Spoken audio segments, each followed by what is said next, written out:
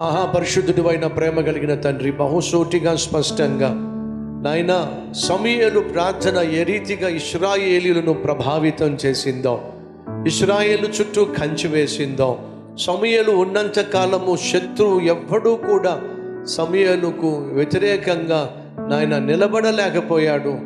ఎంత గొప్ప ధన్యత నాయన. అదేవిధంగా తండ్రిగా తల్లిగా ప్రార్థనా పరులుగా మేము ఉన్నంతకాలం శత్రువు నాయన మా కుటుంబం జోలికి, మా బిడ్డల జోలికి, మా మనవాళ్ళ మనవరాళ్ళ జోలికి రాకుండా చుట్టూ కంచి వేసేటటువంటి ప్రార్థనా జీవితం నాయన మా అందరికీ దయచేయ్యా. నాయన శక్తి మీద యుక్తి మీద కాకుండా ప్రార్థనా శక్తి మీద మేము ఆధారపడి క్షేమముగా బ్రతుకులాగున సహాయం చేయ్యా. మేము చేసిన ప్రతి తప్పును క్షమించయ్యా. పాత జీవితాన్ని, రోత జీవితాన్ని విడిచిపెట్టేస్తున్నావు నాయనా.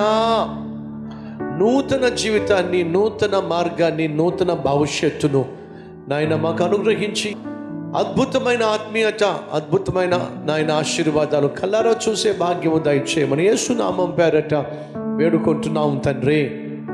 ఆమేన్.